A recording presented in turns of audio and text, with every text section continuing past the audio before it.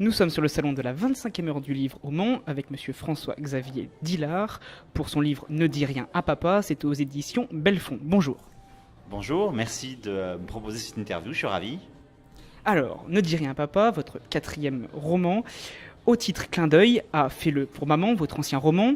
Celui-ci, nous pouvons le caractériser comment un thriller psychologique. Est-ce que c'est un polar ? C'est un thriller psychologique familial. J'aime bien quand il est classifié comme ça, d'ailleurs celui-là l'est aussi. Ce livre-là est un clin d'œil à Fais-le pour maman, qui est un livre qui a bien fonctionné, qui a bien marché, qui a eu beaucoup de succès. Donc beaucoup de lecteurs me disaient on veut une suite, mais c'est impossible de faire une suite sur ce livre. Donc par contre j'ai fait un clin d'œil psychologique en disant on va écrire un livre qui s'appelait Ne dis rien à papa, et psychologique parce que évidemment je travaille sur la cellule familiale qui est un terreau formidable pour les lecteurs de thrillers. Et j'aime bien ce terme de... Souvent on me dit vous faites des thrillers psychologiques. Comme ma femme passe son temps à me dire que j'ai aucune psychologie, je dis c'est pas vrai. Et là, elle me dit, mais si, tu as la psychologie pour les serial killers, ce qui est vrai aussi. Voilà, donc c'est pour ça que je suis ravi qu'on me dise que c'est un thriller psychologique.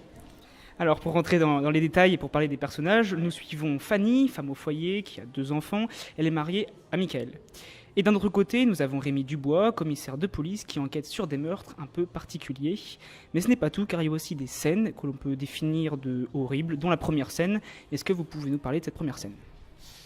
La première scène, c'est une espèce de renaissance un peu gore, puisque c'est une victime qui a été enterrée vivante et qui sort de sa tombe et qui se retrouve dans une maison dans laquelle elle a des vagues souvenirs, mais elle ne se souvient pas exactement ce que c'est. Elle entend des voix, voilà, c'est vraiment un cauchemar. Moi, je l'ai écrit comme ça. C'est-à-dire que quand je l'ai écrit, je suffoquais en même temps que mon personnage qui tente de s'arracher de cette gangue dans laquelle on l'a enfermé. Et ce que j'aime bien, c'est que beaucoup de lecteurs me disent, quand on lit ce premier chapitre, qui vraiment vous fait rentrer directement dans l'histoire, on cherche son souffle. Voilà, ça, c'est vraiment ce que je cherchais dans l'écriture de ce premier chapitre. On est complètement happé, en fait, on est pris dans cette histoire comme ça. De toute façon, quand on écrit, moi j'ai choisi d'écrire des thrillers parce que ma grosse hantise, c'est que mon lecteur s'ennuie. Et le thriller vous permet de rentrer directement dans le sujet, de faire des rebondissements à chaque fin de chapitre. Voilà. Ça, c'est vraiment un genre qui, pour moi, est parfait pour rendre addict un lecteur. C'est sûr, on s'ennuie pas. Alors le roman il commence comme ça, on a donc 3 histoires avec plusieurs lieux et personnages. Vous alternez à chaque chapitre, ce qui est très rapide. Est-ce que vous avez fait ça pour créer une atmosphère, une sorte de tension ou autre chose ? Oui, c'est complètement volontaire. Hein. Le fait de faire des chapitres courts, de changer parfois de continent, d'espace-temps, etc. C'est vraiment pour... Et j'essaye de construire chaque chapitre comme une nouvelle histoire. Hein. C'est-à-dire que quand on rentre dans un de mes chapitres, je souhaite vraiment que le lecteur ait l'impression de replonger dans une histoire nouvelle. Et, voilà. Et évidemment, il y a une cohérence. Hein. C'est toute la technique du thriller, c'est de faire un puzzle, parfois d'ailleurs un peu compliqué. Les gens ont parfois du mal, on se dit mais où je suis, etc. Mais qu'en tout cas, à chaque fois, même si on change de personnage, etc., on n'a pas envie de décrocher, on a envie de finir le chapitre. Quoi. Et puis en fait, toutes les pièces ensuite se rassemblent pour faire donner de la cohérence au livre. C'est court et intense, mais bien sûr, il ne faut pas perdre le lecteur. Et donc c'est pour ça qu'il y a toute une écriture à avoir pour ça, pour pas perdre le lecteur. Oui, bien sûr. Il faut. Et en même temps, c'est assez particulier parce que le lecteur de thriller, il a aussi envie qu'on le perde un peu. Voilà, il a à la fois, évidemment, il souhaite tout comprendre, etc. Mais il aime bien qu'on le balade. Voilà, moi, mon objectif, c'est de le balader et de faire qu'il y ait des surprises et qu'il ne sache pas du tout où je l'emmène. Voilà. Et pour l'écriture, est-ce que vous avez vous-même alterné les histoires comme dans le livre, ou est-ce que vous avez tout écrit, puis découpé et mélangé après ? Non, j'écris au fil de l'eau, en fait. J'écris à chaque fois. Souvent, on me demande si je fais des plans. Non, je fais pas de plans parce que d'abord, j'ai pas tellement envie d'écrire en fonction d'un schéma tout prêt, etc. J'ai aussi envie d'être surpris en tant qu'auteur. C'est ça qui est intéressant dans l'écriture, c'est que moi aussi, parfois, je suis surpris par ce que fait un personnage. Je trouve une idée, voilà. Donc, c'est un jeu de dupes en fait. Hein, quand vous vendez un pitch à votre éditeur. Il accroche, mais il sait, lui comme moi, que ça ne sera pas l'histoire que je vais lui rendre à la fin. Voilà, et heureusement, ça sera différent. Quand vous écrivez, tout n'est pas déjà écrit, le scénario n'est pas fixé, peut-être même les fins, des fois, c'est pas forcément celles que vous voyez. Oui, les fins souvent sont pas celles que j'avais imaginées, parce parce qu'on a envie qu'elle soit différente, parce que puis c'est aussi tout le travail éditorial avec l'éditeur où on échange et où parfois, sur mon dernier livre par exemple, mon éditeur a eu une bonne idée, ça lui arrive, même assez souvent. Sauf que c'est des bonnes idées qui arrivent parfois en fin d'écriture, le manuscrit est terminé, j'ai oublié de revoir certaines choses, etc. Mais c'est ça qui fait aussi le talent d'un éditeur, c'est de savoir exactement. Mon éditeur, il me dit pas page 8, c'est pas très bien écrit, évidemment, parce que sinon il m'éditerait pas. Il sait que c'est, il connaît mon style, il sait que c'est voilà, il va vraiment travailler sur l'éditorial, sur la construction de l'histoire. Alors au début, c'est un énorme puzzle que vous nous proposez, et petit à petit, et c'est bien ça l'objectif, c'est que les pièces vont s'assembler. Oui, c'est exactement ça. C'est vraiment, vraiment un puzzle, mais c'est un puzzle à la fois géographique, temporel, où on se perd dans les histoires, on essaye de savoir exactement ce qui s'est passé, et puis il y a l'enquête policière qui est aussi à côté de l'histoire, etc., va rejoindre évidemment l'histoire principale qui est celle de Fanny et de ses enfants et de son mari. Parce que pour en revenir à Fanny, mariée, qui a 2 jumeaux, elle est très mystérieuse, surtout sur son passé. Elle se ferme dès qu'on aborde le sujet. Oui, c'est vraiment le cœur du roman. Hein. Je me suis imaginé comment est-ce qu'on peut faire pour vivre avec une personne qui ne parle jamais de son passé, comment cette personne fait pour vivre avec ce passé qu'on imagine très lourd, voilà, et comment elle a construit en fait une espèce de famille normale, mais qui est extrêmement fragile. Et l'arrivée de ce nouveau voisin va faire exploser cette fausse vérité qu'elle tente de maintenir à bout de bras, mais que même ses enfants bousculent, parce que les 2 jumeaux sont assez particuliers, parce qu'on sent bien qu'il y a quelque chose qui va pas chez eux, quoi. Et même son mari lui a promis de ne jamais chercher la vérité, sauf que inévitablement, c'est une promesse bien trop ambitieuse et impossible à satisfaire sur le long terme. Donc il va se poser des questions, puis il va chercher. Et puis il va trouver. Surtout ça, oui, il va pas tout trouver, mais il va trouver une partie des choses et évidemment qui va lui aussi tomber des nues parce qu'on peut pas imaginer qu'on puisse vivre avec quelqu'un qui a enfoui, c'est le cas de le dire, un secret aussi lourd. Alors, dans la seconde histoire, le commissaire Dubois, lui, doit faire la lumière sur des meurtres horribles. Il n'y a qu'un psychopathe qui peut faire de telles choses, de tels meurtres.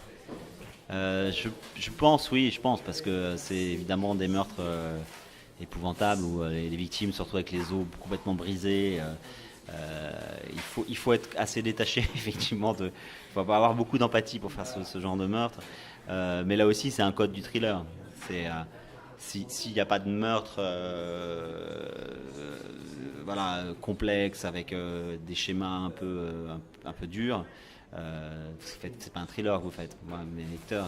Et souvent, moi, quand j'écris ces scènes-là ou des scènes très dures, j'ai pas forcément envie de le faire parce que je me réjouis pas d'écrire des scènes horribles, mais c'est indispensable. À un moment donné, on se dit d'abord le personnage peut pas faire autrement, et puis je sais que c'est des scènes fortes et qu'elles vont aider le lecteur à comprendre le drame qui se noue derrière cette famille. Mais pour ça, est-ce que vous êtes inspiré par des films, par des séries ? Alors on peut penser à la brillante série des frères Coen, Fargo, ou bien aussi à un certain Dexter. Alors je regarde pas beaucoup les séries, mais je suis inspiré évidemment de tout ce que j'ai lu, de Stephen King, qui reste en la matière un maître. Et puis de l'actualité, hein, parce qu'il faut pas oublier que elle n'a rien à envier au pire des thrillers. Tous les jours, les journaux, la télé nous offrent le spectacle de drames épouvantables et l'imagination extrêmement perturbée des gens qui commettent ces drames. Des fois, la réalité dépasse la fiction. Alors, votre roman est très psychologique avec des thèmes qui reviennent comme la folie, les pulsions, l'instinct. C'était l'objectif, ce que vous vouliez faire, entre autres, ressortir de Ne dis rien à papa ? Oui, la folie est comme la famille, est quelque chose qui est fascinant pour un auteur de thriller. C'est pas tant la folie en elle-même, c'est comment on arrive à être submergé par cette folie, par ces pulsions, par ces envies de meurtre, etc. Ça me fascine évidemment.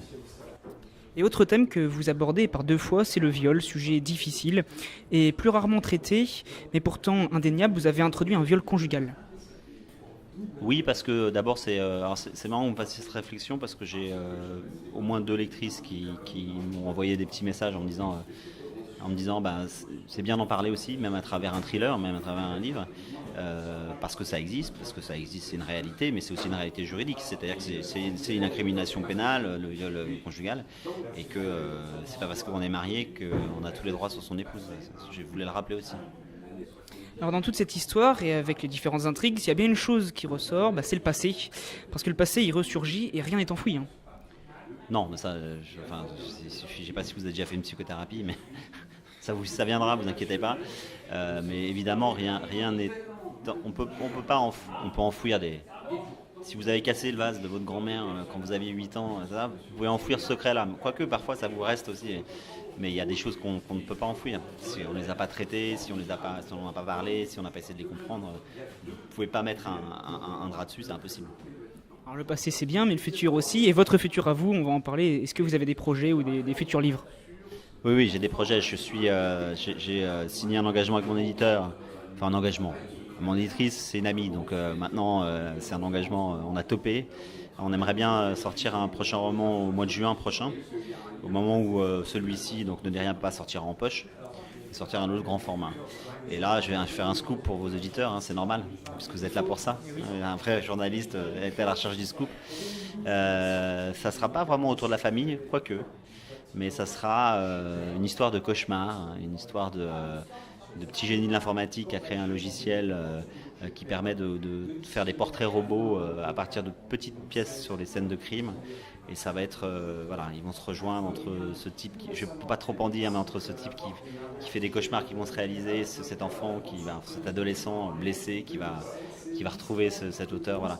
C'est vraiment autour de ça. J'ai vraiment parce que j'ai eu l'idée de ce roman en regardant un reportage sur des gens qui font des cauchemars, donc, mais qui en perdent toute accroche avec la réalité, qui peuvent plus travailler, à partir d'un fait traumatique qui n'arrive plus. Ça m'a fasciné. Je me suis dit quel beau personnage de thriller ça pourrait faire. Voilà. Vous allez garder le même style que Fais-le pour maman ou de Ne dis rien papa.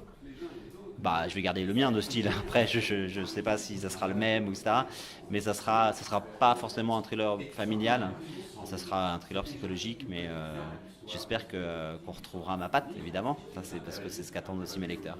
On attend ça avec impatience. Donc en juin, merci beaucoup pour toutes ces réponses. Merci beaucoup pour cette interview. À bientôt.